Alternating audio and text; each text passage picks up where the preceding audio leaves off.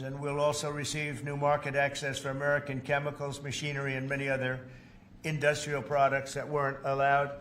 And they'll end up getting products that they'll be able to price, and if they like them better and we make great products, they'll be buying those products, but they were not available in the UK. Furthermore, in a historic step, the deal includes plans that will bring the United Kingdom into the economic security alignment with the United States. That's the first of its kind. So we have a big economic security blanket, and that's very important, and we feel very, very comfortable with that because it's been a great ally, truly one of our great allies. I mean, a lot of people say our greatest ally. I don't want to insult people by saying that, but I can say it's certainly one of our greatest, and right at the top, and they're the first one we're talking about. And by the way, we have many meetings planned today and tomorrow, and every country wants to be making deals. And we have a meeting, as you know, Scott will be going over to Switzerland on Saturday, and that'll be very, very interesting. We'll find out, but I think they want to make a deal very badly, too. Both countries have agreed that the economic security is national security and will be working together as allies to ensure that we have a strong industrial base, appropriate export controls, and protections for key technologies and industries like steel. Steel is a big factor. Both countries will become stronger with steel and things necessary for military. You know, we used to build ships and other things literally at a level that nobody's ever seen, and we haven't. We've eased up, and I would say that the UK certainly eased up, but now we're going to be uneasing both, and we work together. Once again, I want to thank Prime Minister Starmer. He's been terrific for his partnership in this matter, the special relationship and external bond. It's really an external and an internal bond between our two countries will soon be stronger than ever before, and we really do. We have a great relationship. I want to just say that the representatives of UK have been so professional, and it's been an honor doing business with all of them, and in particular the Prime Minister. And I'd like to introduce him now to say a few words. Mr. Prime Minister, please take it away. Thank you, Mr. President, Donald, and this is a really fantastic, historic day in which we can announce this deal between our two great countries, and I think it's a real tribute to the history that we have of working so closely together. Can I pay tribute, Donald, to your negotiating team as well, particularly yes, Howard and Jameson, who've done an incredible job, a very professional job, and my team as well. Two negotiating teams have worked at pace now for a number of weeks to bring in this deal today. Really important deal. This is going to boost trade between and across our countries. It's going to not only protect jobs but create jobs, opening market access. And as you say, Donald, the timing couldn't be more apt, because not only was it 80 years ago today that victory came for Europe after and at the end of the Second World War, but of course on that day the UK and the US stood together as the closest of allies.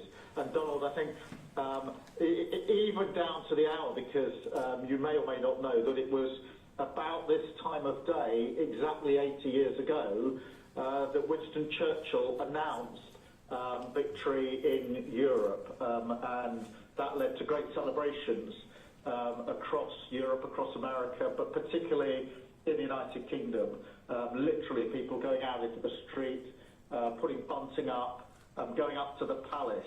And so to be able to announce this great deal on the same day, 80 years forward, almost at the same hour, and as we were 80 years ago, with the UK and the US standing side by side, I think is incredibly important and makes this truly historic.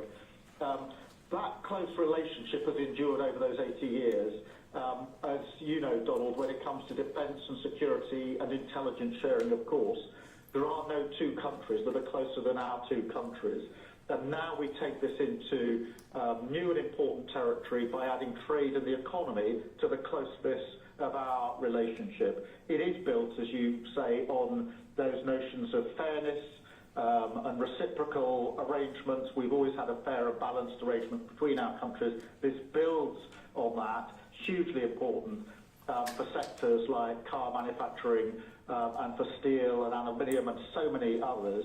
And yes, we can finish hammering out some of the details, but there's a fantastic platform here, including, of course, on the tech side, where I think I'm right in saying we're the only two Western countries with trillion-dollar sectors when it comes to tech.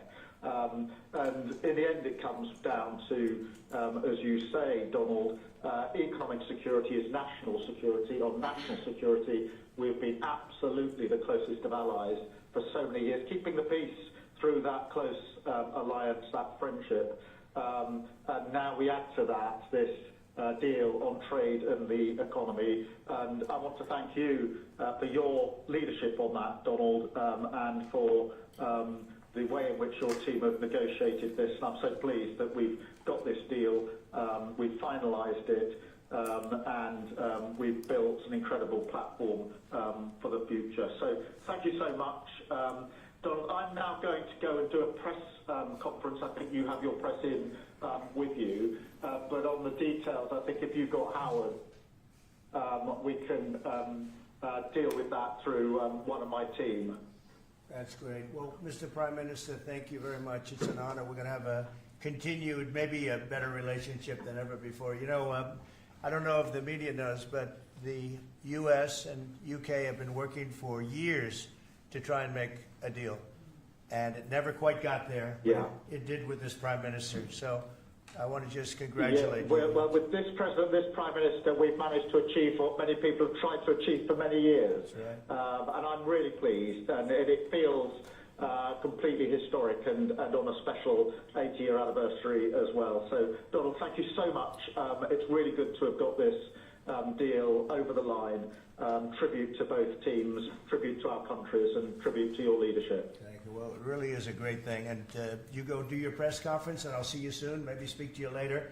But thank you very much. An incredible thing. I can't tell you that for so many years, even as I sat, everybody talked and talked and talked about a deal with.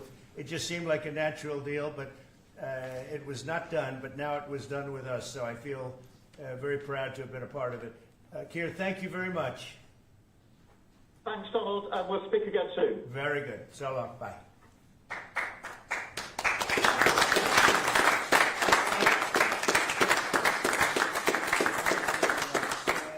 Why don't I do this? Why don't I have our Secretary of Commerce, Howard Lutnick, give a little description of the deal pretty quick, and then the good side, the very nice side, we'll be speaking about it also, maybe, from so you get a pretty equal. I think it's a very, it's just been a deal that was, we thought, very complicated. It became very simple. It's opening up the country that we really didn't have the kind of access to that I would have thought. I was surprised. I think it's why the deal never got done before. It was, you know, they've been working on this deal for 25 years. And we got it done, and we got it done. Really, it's going to be great for both countries. So, Howard, if you could go, and then somebody else, you may have, you'll pick whoever you want who'd like to do it. I have a feeling you're going to do it, right? So you guys go ahead, and then we'll take questions right after that. But I think you'll get a pretty good understanding of how big it is. It's a very large deal, a very big deal. And Howard, go ahead. So the UK is the 6th largest economy in the world and the 4th largest that we export to, right? So it's a huge market, a top 10 market. If you remember Liberation Day, they were at 10% because we have balanced trade with the UK, right? They say they have a surplus, but of course that counts gold bullion, which is, so let's just call it balanced trade. So how do you open up a market in balanced trade? People think it's impossible. They've always thought it was impossible until President Trump came on the scene and changed the way things work. So here's what we've got. We've opened up new market access, ethanol, beef, machinery, all the agricultural products. They've agreed to open their markets, and that will add $5 billion of opportunity to American exporters. So the question is, why would they do that now? Because they've never done it before, and we still have our 10% tariff on, which will produce $6 billion of revenue for the United States. So the idea was, how do they keep their jobs, protect their economy, and do the best for their people while opening the market for us? And the ways they studied it, their team was exceptional, and they tried to figure out the markets that they're importing from other people and try to send them over to America. So why were they always favoring others and not us? And what they've done is they've found the ways to do that so that we have new access, right? But the UK workers are protected, and that was the balance. So we did a deal with them in automobiles, and you know, if you're not building here, we charge you a 25% tariff. But the president, and by the way, I want to make this clear, while Jameson and I worked hard, this was the president's deal. And people think, oh, that's not the way it works. If you got to sit next to him, I have the best deal maker to my left. And if you don't think that we take advantage of him calling the prime minister and getting that deal done, you don't understand who's the president of the United States. So he's the closer. He gets deals done that we could never get done because he understands business, he understands deals, and that's why we're here today. So he agreed they could send 100,000 cars into America and only pay a 10% tariff. And that protects their car industry. And remember, we do 16 million cars a year. So this is only like 0.6%. But for the UK auto people, this is tens of thousands of jobs that the president agreed that he would protect for them. So he made that deal, right? Then steel and aluminum, right? Their steel business has been destroyed like everybody else has been destroyed by people dumping steel into their markets. And British Steel had announced it was closing down. So the British government, as part of this deal, nationalized British Steel, and they're going to match the kinds of models we do. They'll put tariffs on, they'll put quotas on. They want to do it with America so they can be part of the resurgence of steel and aluminum in America, and that saves them, again, thousands and thousands of jobs. So if you go step by step, aero and commercial planes, they sell Rolls-Royce engines to Boeing. We've agreed to let Rolls-Royce engines and those kind of plane parts to come over tariff-free. And what you're going to hear today is there's going to be an announcement in the UK that they are buying $10 billion worth of Boeing planes later today, but I'm going to let the name of the airline announce it because that's theirs to do. But part of this deal was always to do it together and to do it strong, and you can see the numbers on this board. Everything about this board works exceptionally well for the United States of America. It lays out the plan that you can work with us in autos, you can work with us with aero and commercial, you can work with us in pharmaceuticals if you have a supply chain that is secure and protected in national security. So we feel really good about the deal. You've heard the Prime Minister, he feels really good about the deal, right? And we started at 10% and we ended at 10%, and the market for America is better, and this is a perfect example of why Donald Trump produced Liberation Day. People don't understand. He gets things done in a matter of time. This would have taken Jameson and I 3 years, maybe. And instead, we got it done in 45 days, certainly, because we work for Donald Trump. So, Jameson, my partner in all this, maybe Jameson, you'd like to talk a little, and then we'll turn it over to the UK. Sure, happy to do that. Everyone has great remarks. I just have to echo the President and the Prime Minister when we talk about VE Day. This is something we've been waiting for decades, and there's no more appropriate day to do this. And when we step back and we look back a few weeks from now or months from now or years from now, we're going to look back at this day and better appreciate the significance, I think. And I'll just say as well, in terms of negotiating, I mean, the UK negotiators, you know, we've got one right here, did an incredible job, right? This is why you win wars, right? When you act like this, and the ambassador, he knows more about trade than a lot of us here, based on his background. And I would say on this deal, Mr. President, what we've shown is that it is time to change the way we do trade. People said we couldn't do a global tariff. We did a global tariff. They said no one would want to deal with us. People want to deal. They said no one would give offers. You saw that stack of offers I showed you yesterday of all those countries. Said we wouldn't get deals, and here we are with the deal with the 6th largest economy.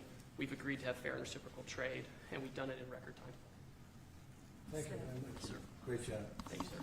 Mr. Ambassador, please. Well, Mr. President, thank you very much indeed in hosting us this morning. And thank you very much indeed also for that very typical 11th hour intervention by you with your phone call to the President, demanding even more out of this deal than any of us expected. So thank you for that. The Prime Minister was delighted, obviously, to take that call late at night.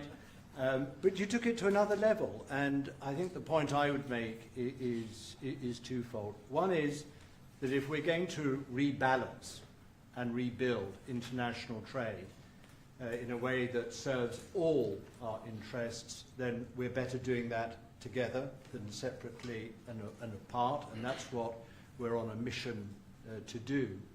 But secondly, you've done what you said you would do. You said to the Prime Minister when he came and we visited in the Oval that you would do a good trade deal with the United Kingdom, that you would do it at pace, and that we would be first. And you have delivered that. You've been true to your word. So thank you very much indeed for that. For us, it's not the end. It's it's the end just of the beginning. I mean, there is yet more we can do in reducing tariffs and trade barriers so as to open up our markets to each other even more than we're agreeing to do today.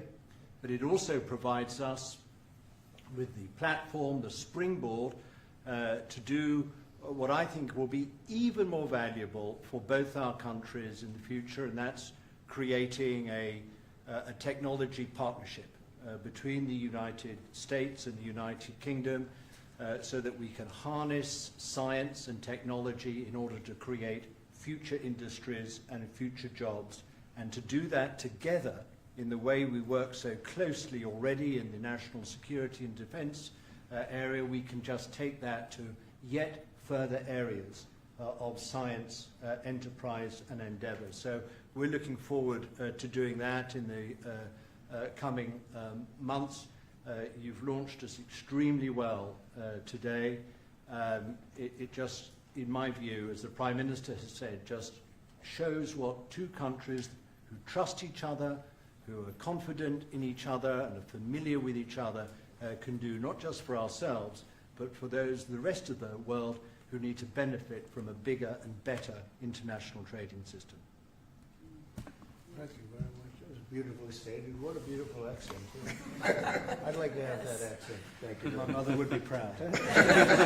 Thank you very much. Any questions? James Matthews from Sky News. Yes. Can I ask, why Britain and why now? And you've described this deal as a full and comprehensive deal, and yet we've just heard from Mr. Mandelson it's the end of the beginning. Clearly, there's much more work still to do. With respect, are you overstating the reach and significance of this deal because you're a president who needs a result at a difficult time? I think that it's a great deal for both parties. It's for us. We're opened up. I didn't know how closed it was. Quite closed, the market, as you know, the UK, and it opens up a tremendous market for us, and it works out very well, and a lot of assets. You see the chart, and those are tremendous assets. But we've been trying, and when you say why us, meaning your country, we've been trying for years, and they've been trying for years to make a deal, including when I was in the, first term. It would always be people talking, but they weren't getting it done.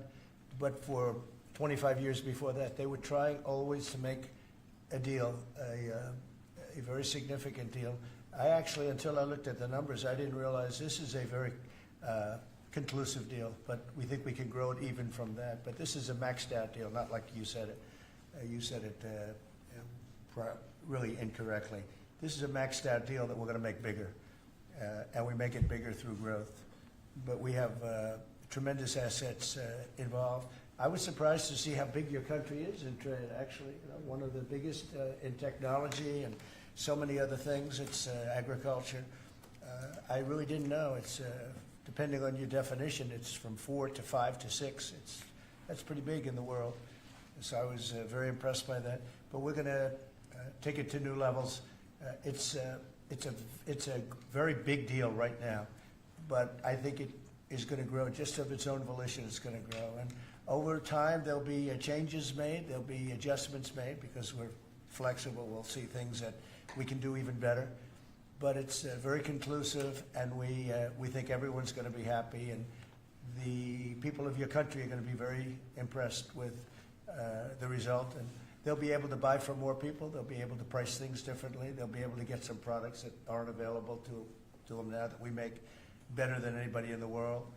And it's just something that it's a great thing that it came together. It's so nice because we have many countries want to make a deal, and many countries are very unhappy that we happen to choose this one, to be honest with you. But it's a long time, our oldest ally, or just about.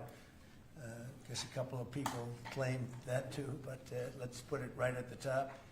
I think it's going to be something very special for UK and special for the United States. Mr. President, Mr. President, Mr. President. Thank you, Mr. President. Reagan Reese with the Daily Caller.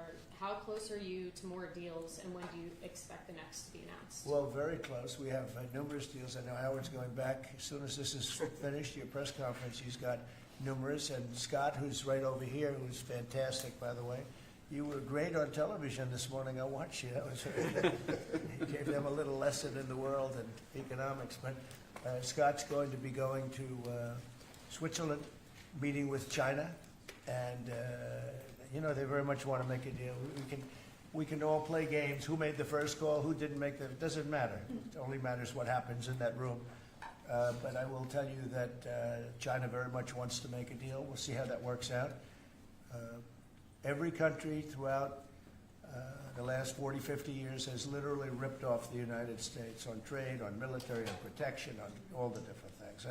And we are now making fair deals. And in this case, it's great because we really weren't very much involved. You have the European Union, which is, I think you made the right decision years ago. I don't know if you remember, I was opening up Turnberry the day that you were voting. And they asked me, would it happen or would it not happen? I said, no, I think they're going to go their own separate way. I think it's better for them. And they did. I think it's going to end up being a very smart decision. But a big part of that decision was always that you'd be able to make a deal with the United States. And they were unable to do that. But now they made it. And it's a tremendous, it's very important. That was always a big part of your decision on Brexit. And they were never able to make that deal. It was a tough one. And this one it's amazing with time. This one just went very smoothly, went quickly and smoothly, and a lot of common sense, as I like to say. There's tremendous common sense, but it's going to make your country much bigger in terms of trade, and it's going to make our country much bigger in terms of trade, too. Yes, sir. Thank you. Go ahead, behind you. Oh, yeah. Tom Bateman at the BBC. Thank you, Mr. President. You mentioned meat. You're with who? The BBC. Oh, good. Very nice. They figured Thank you. You mentioned meat and beef exports. The UK currently doesn't accept American beef because of its own food standards. Are you calling on the UK to accept all American beef and chicken products? Well, I think they'll take what they want. We have plenty of it. We have every type. We have every classification you could have. As you know, Bobby Kennedy is doing a tremendous job, and he's, I think, probably heading toward your system with no chemical, no this, no that. I think we're heading that way, it seems to be. And but we have that also. So we're a very big country. We have a lot of beef. We're a very big country, so it'll be great. Yes. Yes. You want me to jump? Yes. Let's talk about American beef really quickly, and it can't be understated. I'm Brooke Rollins, by the way, how important this deal is and what this means to American farmers and ranchers. Specific to the beef, this is going to exponentially increase our beef exports. And to be very clear, American beef is the safest, the best quality, and the crown jewel of American agriculture for the world. So I think a really important part of this deal isn't just the ethanol reducing of tariffs from 19 to 0, which for our row croppers is a huge deal, but also for beef. And as we move forward, I know our incredible trade team is looking at all of the meats, all of the produce, really all of our agriculture exports. And I don't know if there's an industry that has been treated more unfairly and has suffered more than our agriculture industry. So we look forward to, I'll be in the UK on Monday, talking to my counterpart over there for next week, and look forward to moving that out across the country. The president is I think we can say defender that we have the best in the world, best tractors, the best everything in the world, They say that our agriculture is, second to none, you understand, and it'll be a great asset. People are going to be able to have options, choice, and they'll have more of it, and that usually means lower prices. How about we'll do you and then you? A Go ahead. follow-up question for the Italian TV, Daniele Compatangelo, LA7, TV 2000, Primetime Media. So congratulations for the deal. We'll see a big revenues from the chart. But what's the rest of Europe? It's a victory day, but other European countries, it seems like they're losing the trade. We intend to make a deal with Europe. We have found that the European Union treated us extremely unfairly, very difficult, and hurt themselves in doing so. And they very much want to make a deal. We'll be dealing with them. We are dealing with them currently. So that'll cover pretty much the rest of it. But this was separate because of Brexit in particular. This was a separate deal. It always seems so natural. I mean, all the media would say that this seemed to be like, why did this happen 25 years? Why didn't it happen a long time ago? And it was always amazing to me. Somebody would say, hey, we got to make a deal. We have to make a deal. But this deal just fell into place. The Prime Minister did a fantastic job. His representatives are total professionals, and they got along well, and it just seemed to work. And I think one of the reasons it did is because we blew up the whole system. If we would have just been dealing with you separately or, country by country, we blew up the whole system. It was very fair to very unfair to the United States. And I think because of that, this worked out so nicely. And I'm honored that it was the first deal. Please. Sir, you mentioned... Well, why don't you go in the back, yes. Oh, thanks, sir. I'm with the London Times. I'd say this is a great day for James Bond because now Aston Martins will be available to American buyers. Will it be even better by extending it to film? You've talked about a big tariff on films, and we'd like to know if there'll be relief on British... Well, we're going to have a discussion on that separately. And as you know, we're putting tariffs on that particular film, you said, the movie makers. And we're going to be doing some tariffs to get them because a lot of them have left this country. They all live here. The money comes from here. Everything comes from here, but they make them in other countries. So we're going to do something to bring them back, maybe to a large extent. But James Bond has nothing to worry about that, I can tell you. James Bond. And Sean Connery was a friend of mine. Sean Connery was responsible for my getting zoning in Aberdeen. He said, let the bloody bloke build his golf courses. I was like 4 years into the process, and it was impossible in Aberdeen. And he just stood up one day and he said that. As soon as he said that, I got the approvals in about 2 minutes. So he was a great guy, Sean Connery. And Can you share if we're going back there later in the year? Are you going to Scotland and to the... Yeah, I will be, sure. It's great. We have a lot of investment over there. We have Turnberry, Aberdeen. We have, as you know, in Doonbeg in Ireland, right on the ocean. They're all in the ocean. I only have interest if they're on the ocean.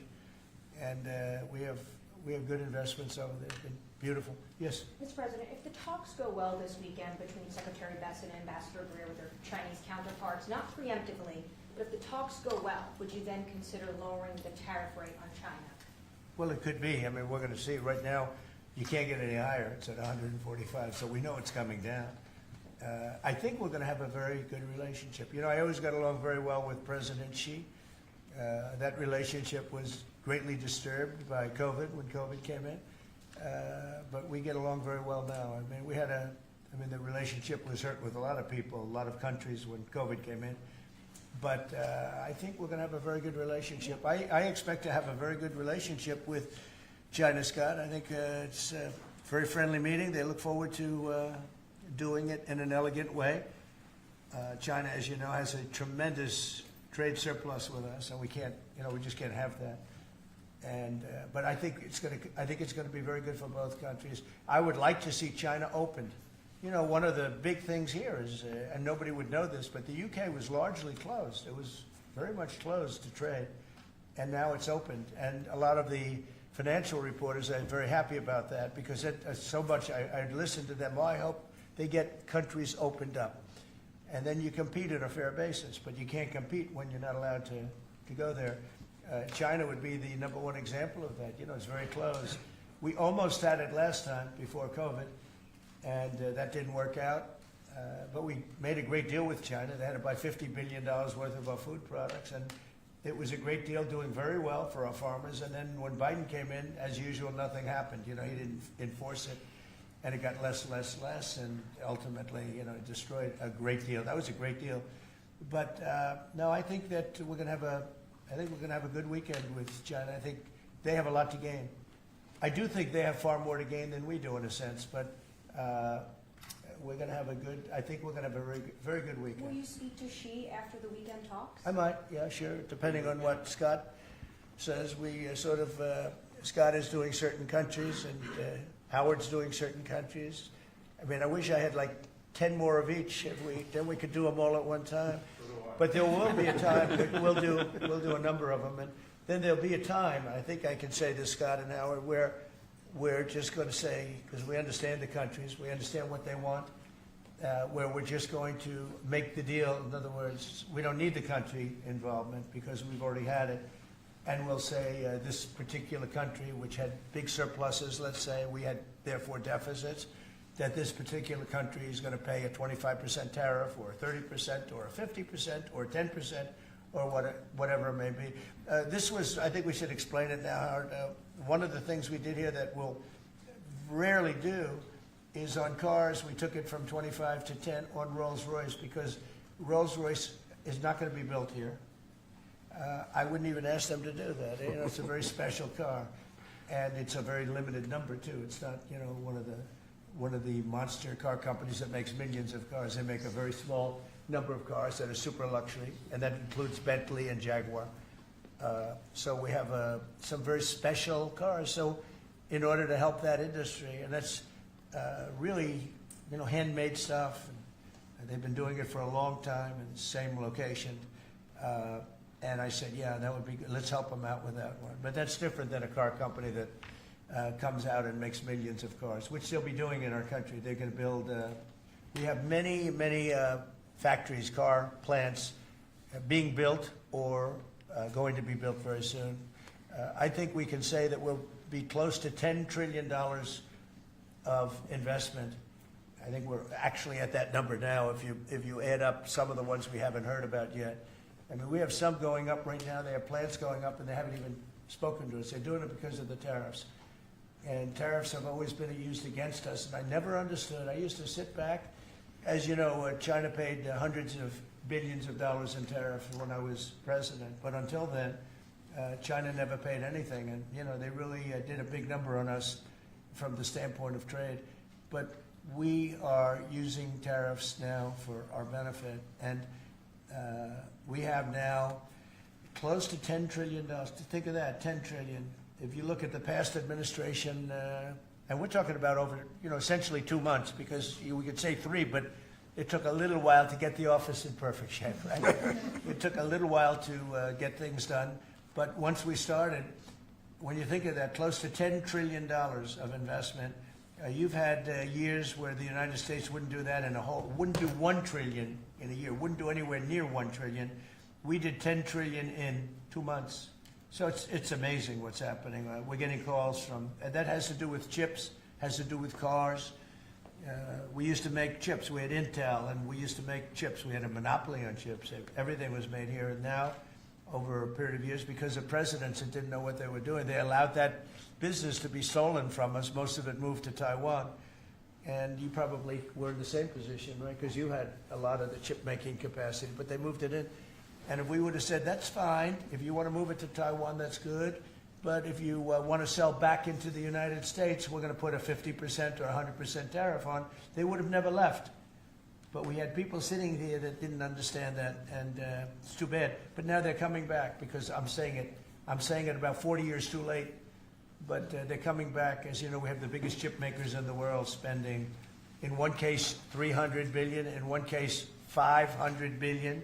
Same as Apple, and in another case, $200 billion, and we're going to have a large share, a very, very substantial share of the chip-making market. You said that this weekend is going to be a friendly visit, but do you expect that it will just be a formality to break the ice, or are they going to get into substantive negotiations? I believe so, yes. I believe it's substantive, yes. I think people like to say, yes, we're having a meeting to meet. Well, we're meeting, so what are we going to do, talk about meeting again? I think it's going to be substantive. I think we can say that, right, Scott? Very substantive. Now, China wants to do something. And look, They have to at this point. You know, essentially, they made $1 trillion a year, and now they have absolutely, no business because of the tariffs. They have no business, and they want to have business, and we want them to have business. We want them to do well. We want them to do very well. So I think it's going to be very substantive. Because business has slowed down, as you mentioned, we're seeing, China. but we're seeing as a result, the ports here in the U.S., the traffic has really slowed, and now thousands of dock workers and truck drivers are worried about their jobs. That means we lose less money. When I see that, that means we lose less money. Look, China was making over $1 trillion, 1.1 trillion, in my opinion. Different numbers from 500 billion to $1 trillion or $1 trillion. I think it was 1.1 trillion. And frankly, if we didn't do business, we would have been better off. Okay, you understand that. So when you say it slowed down, that's a good thing, not a bad thing. But we're going to make it so they can. I'd like to say they can do better, actually, in terms of the bottom line. We'd like to see China opened up so we can compete in China and, give people something that they've never had, access to something. That'd be great for the world. It would be great for our businesses. And I think it would be great for friendship. I really expect a lot of people think I'm a militant guy. I'm really not. I think that trade can bring a greater friendship with China. It can be something good. But, one of the things that I know Scott's going to be talking about very high on the list is open up and let our businesses go into China, because when you talk about a closed country, that's a really closed country. And I think it would be great if it was opened up. It would give people a lot of choice and would create a lot of jobs, a lot of everything. So I think it would be a great thing for China. And that's going to be one of the things we'll be discussing, like we discussed with UK. Thank you, Mr. President. Please. So what does Britain have to do for you to drop the baseline 10% tariff that you're maintaining? Well, I think that's set because that has to do with a lot of different things, including past. There are a lot of past things that we talk. This is very inclusive. We included everything, and that's pretty well set. Yeah, please. Yeah, Mr. President, the 10% baseline tariff remaining in place, is that a template for these future trade deals? You say you're going to keep it here. No. Is it going to stay in every case? No, that's a low number. They made a good deal. Some will be much higher because they have massive trade surpluses, and in many cases they didn't treat us right. One thing with UK, they had somewhat closed, not like a China as an example, but they always treated us with great respect. They treated us with great respect. The template of 10 is probably the lowest end, and therefore they made that deal. But they we've had just a very special relationship with them. Like, I won't do that deal with cars. Unless somebody shows me that there's another kind of a car that's comparable to a Rolls Royce. And there aren't too many. This is a good commercial for Rolls Royce. They're going to order a lot of cars. Mr. President, I wonder whether you'd like to buy. Well, the last time this happened, I would be happy to suggest a discount, obviously a very modest discount. We have to protect our profit margins. I've had many of them, actually. The last time that happened, I ended up buying a Tesla.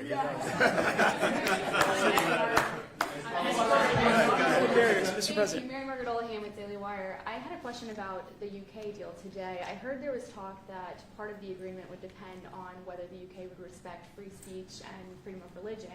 I know the VP is really interested in that, talked about that earlier this year. Was there any assurances that you guys got on that front? You want to handle that? Yeah, that was not part of the conversation. Our conversation was an economic conversation from start to finish, closed by the president yesterday. This was a business deal, open their markets and also protect their workers, grow our markets, and help our workers. This was about business religion. Business is sort of a semi-religion, but not nearly as important. I don't want to get myself into Your new nominee, Surgeon General. Mr. President, will you be asking China to help you close, the gap between Ukraine and Russia? I think so, yeah. I think it's a natural thing to ask. What do you expect? Sure. I don't know. I think we're making good progress. The fighting is a little bit different than it was.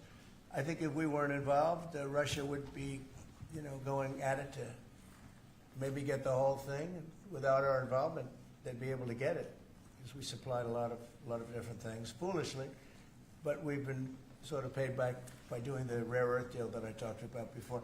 I think that, no, I think that we will be very much involved in trying to get that bloodbath. It's a bloodbath. It's a horrible situation. 5,000, it's really more than that.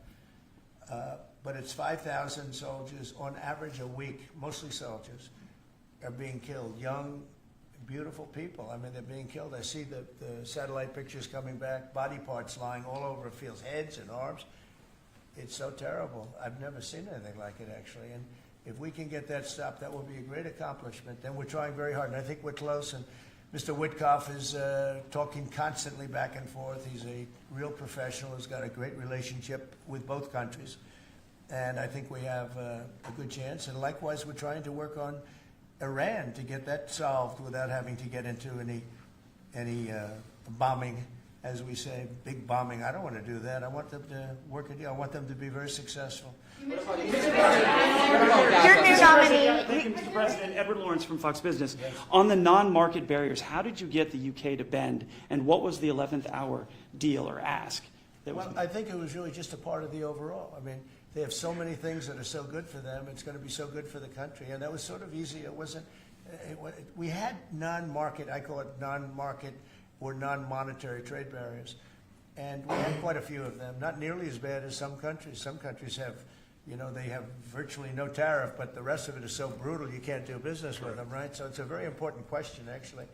No, I think the overall deal just worked out very well from their standpoint. They were willing to give that in order to get other things, and you might want to speak to that, Mr. Ambassador.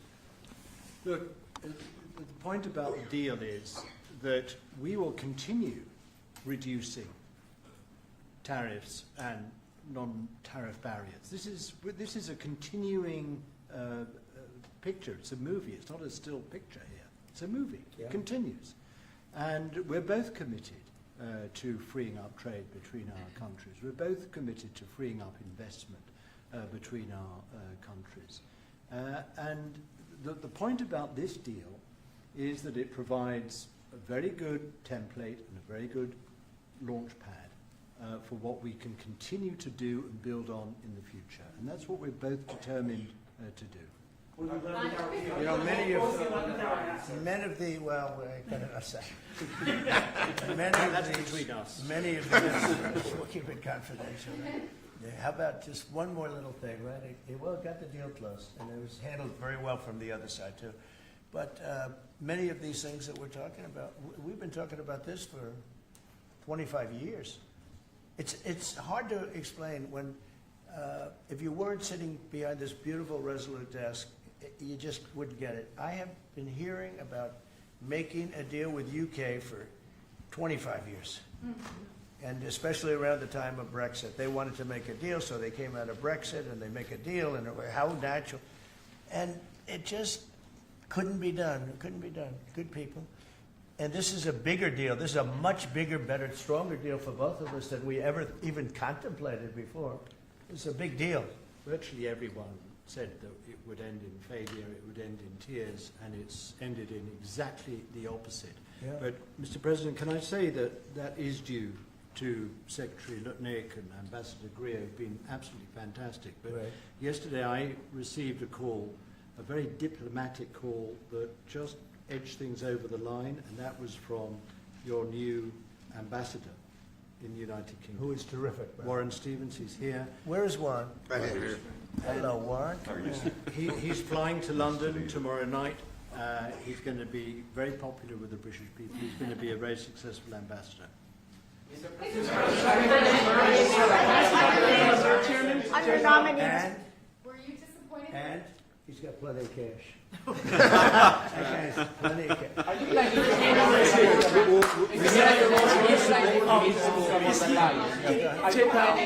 planning to meet Ursula von der Leyen? Go ahead, fast. Yes, are you planning to meet Ursula von der Leyen, the President of the European Council anytime soon? Oh, she's so fantastic, right?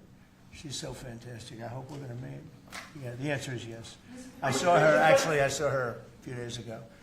And I think that we'll definitely meet, yeah. The European Union is a big thing. They want to make a deal very badly. You know, everybody wants to make a deal. Look, everybody wants to make a deal with the United States, and we're doing that, and we're going to make fair deals. I'm just honored that this was the first one. Go ahead, please. The Federal Reserve Chairman, Mr. President, says that you would have to call him for a meeting. Do you plan to meet with him? And what do you think about? And it's like talking to a wall. He should be. The Bank of England cut today. Well, the Bank of England cut, China cut, everybody's cutting but him. I don't know. We'll see what happens. It's a shame. I call him Too Late, Too Late Powell. That's his nickname, and it's a shame. It's ridiculous. So meeting, he's always too late. But in this case, it's not going to matter that much because our country is so strong. We're so powerful in terms of economic strength and what we've done. And I'll tell you what, if we didn't have our first term, you wouldn't be. We created things in the first term. We cut more regulations than any president in history. We cut the taxes more than anybody in history. And a very big factor is going to be the tax bill that we have right now, the one big beautiful bill, as we call it, which is all-encompassing, the biggest tax cuts ever in history, bigger than even the first time, and the incentives, even great for the UK because it'll make us so strong that we're going to be doing more business with you. It's a very important element for taxes, for every aspect, regulation cuts. That bill is, I believe it's the biggest bill of its kind ever in the history of this country. And Speaker Johnson and Leader Thune have done an incredible job. I mean, I'll let you know we have to get a vote, but we have a lot of support for that bill. And if that happens on top of all of these trade deals that we're doing, this country will hit a point that you better go out and buy stock now. Let me tell you, this country will be like a rocket ship that goes straight up. This is going to be numbers that nobody's ever seen before. That's a very important element of all of this. If we get that, if you don't, and the Democrats are fighting it only because they want to fight. They have Trump derangement syndrome. If it was somebody else, they wouldn't fight. If you had a normal person, if you had some stiff sitting behind you, they'd be fine. But they have Trump derangement syndrome.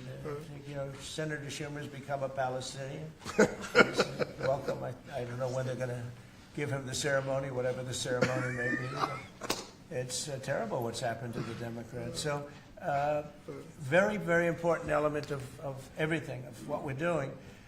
Unrelated to today, but related in the sense that we'll do, if that passes, we'll do even more business with the UK. We'll have so much. It's the biggest tax cut in history.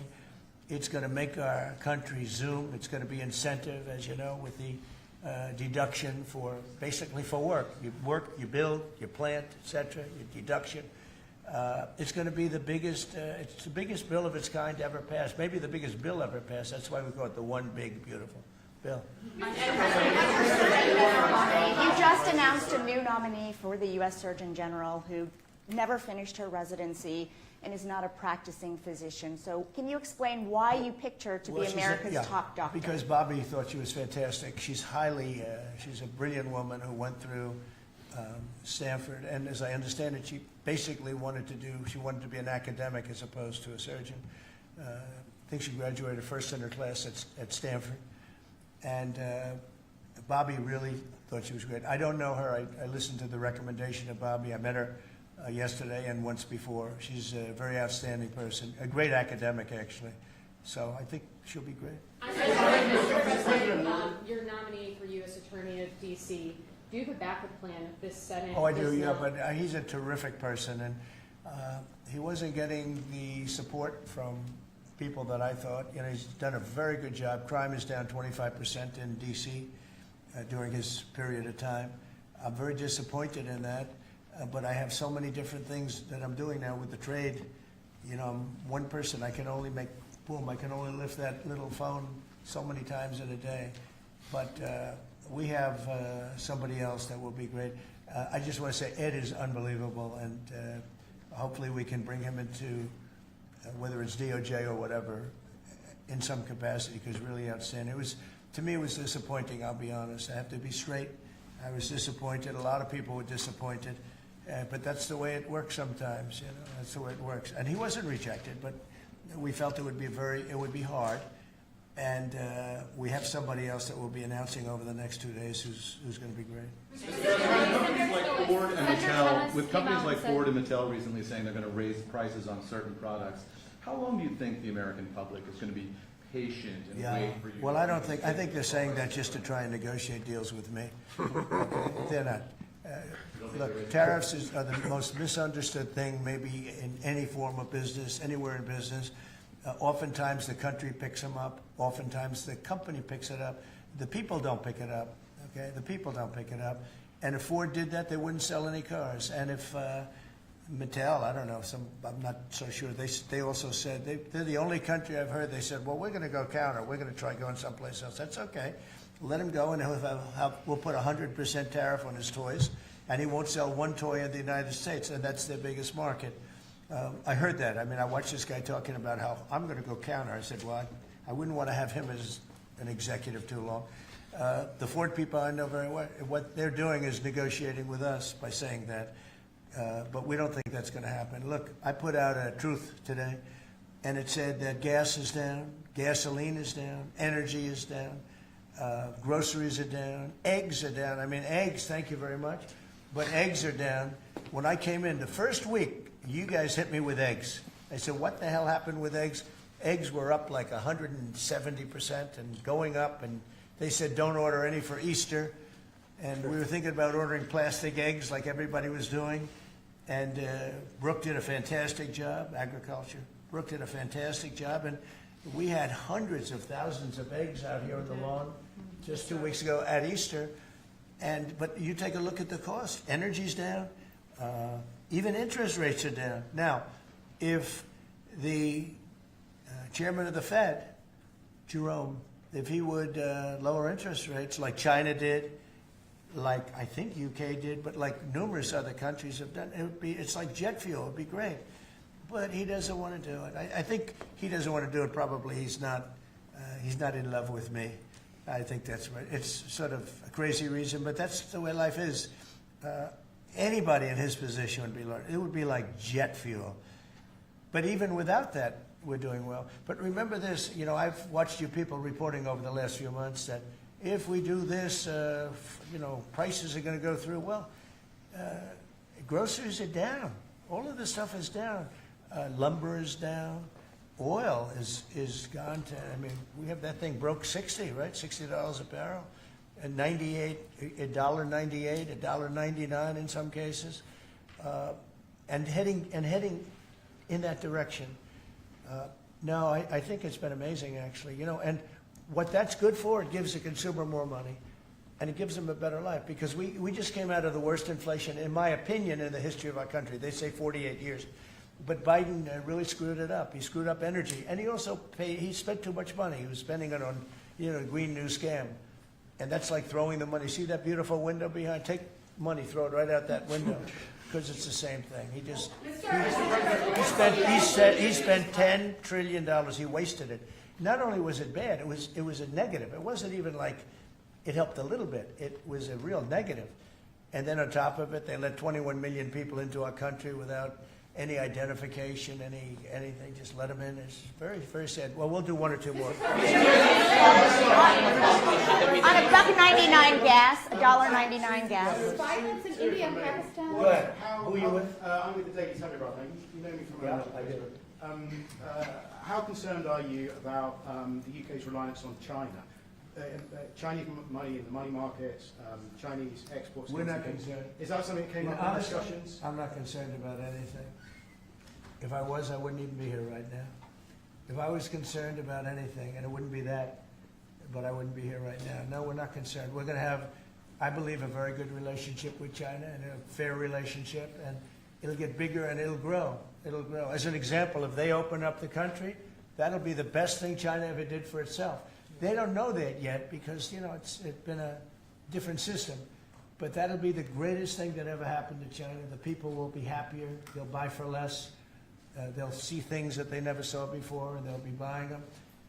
And it'll really create great long-term peace. And if I could ask one of the Agriculture Secretary, actually, there's a lot of concern about chlorinated chicken, the import of hormone-treated beef. Has that question been addressed, resolved in these talks, or is that something for the continuing negotiations? Well, James. I would just say that it's very clear, and we have in the heads of terms that we are going to discuss all of these types of issues, and obviously the importing country, whether it's us or them, you got to follow the rules on those types of things. But our point is the rules need to make sure that they are based on science, and that's our expectation. We know the UK believes that too, so we want to come to an accommodation. We want the consumers in each country to be able to choose what they want and give them the information that they need. We have an incredible EPA led by Administrator Zeldin that is on this. So the talks continue, but we are very, very confident in our products, and what the President has done to open up the markets is unprecedented for these farmers here in America.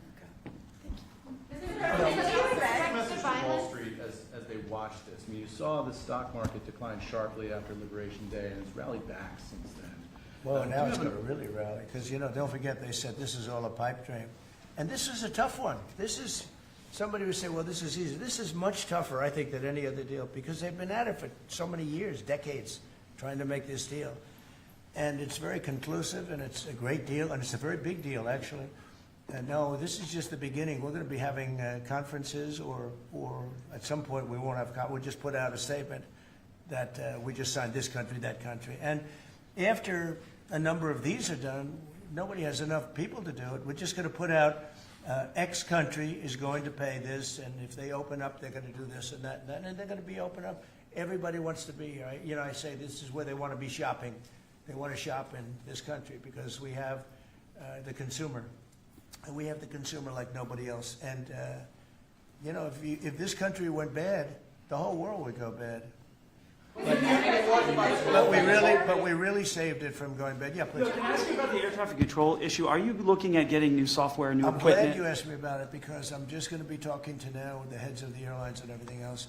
So I was all set before we had the rigged election to give out a brand new gorgeous system to one company that was going to do the whole thing, one of the best companies in the world that you know very well. There are 3 or 4 of them that do it.